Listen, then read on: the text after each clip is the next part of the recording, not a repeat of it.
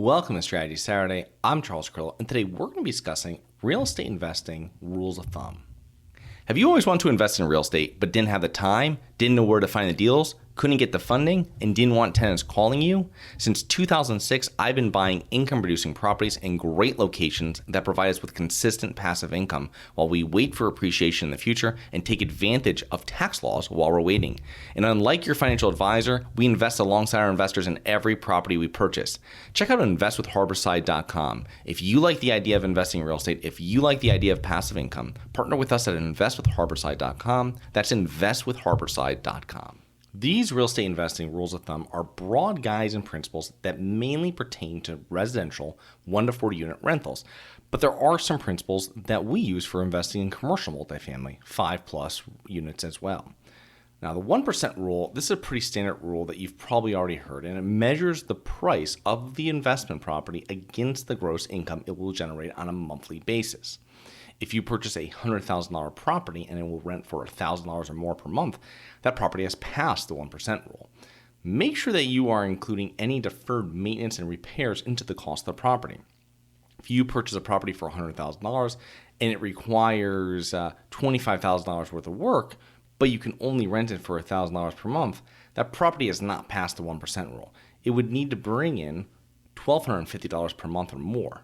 When you are reviewing properties, make sure you have an idea of the different rents at different levels of renovation.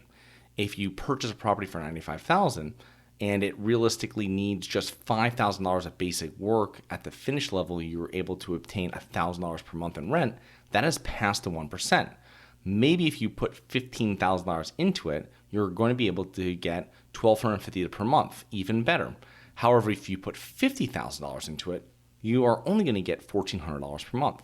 It would be suggested to put the $5,000 or the $15,000 into the property to maximize your returns.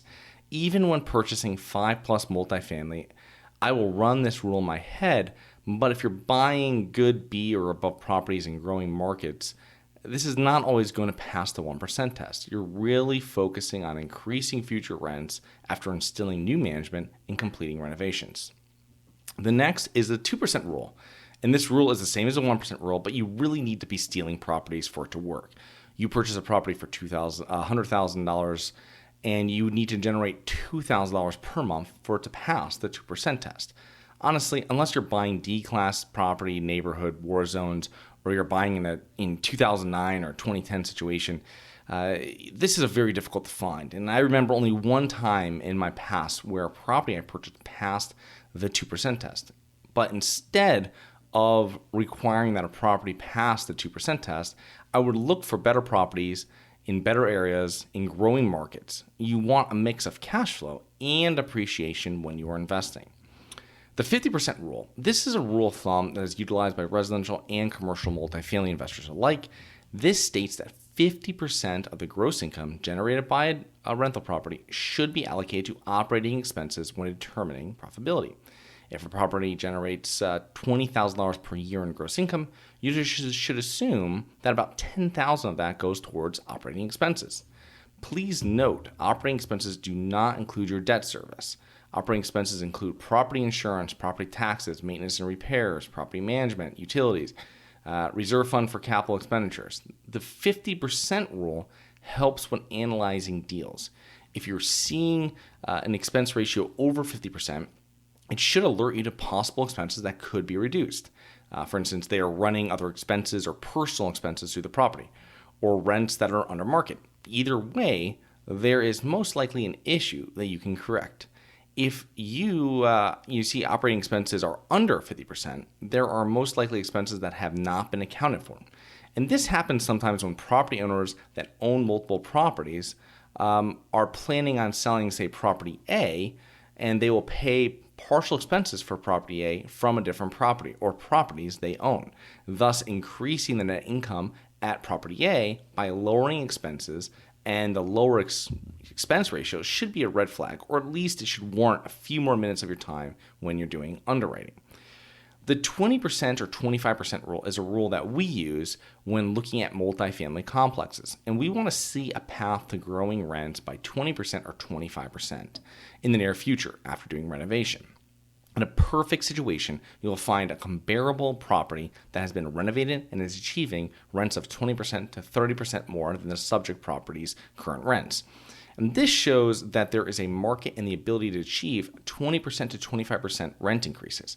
If you cannot raise rents by 20%, it is going to be difficult to complete a successful value-add project. The next and the last rule is the 36 or 48-month rule. And this rule is really when you're looking at multifamily complexes, and we use it.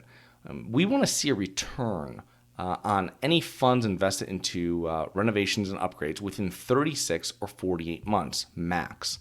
Anything less is great. Anything longer than 48 months might not be worth the investment. For example, if you add a washer and dryer combo into your rental unit, it will cost you $1,000, including the plumbing. You can, however, charge residents an extra $75 per month. That is great. You're going to get your money back in just over 12 months.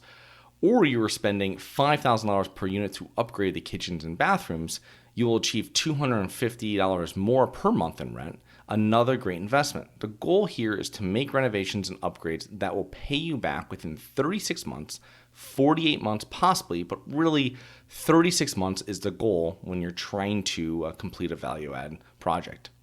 So I hope you enjoyed. Please remember to rate, review, subscribe, submit comments and potential show topics at globalinvestorspodcast.com. Look forward to 2 more episodes next week. See you then.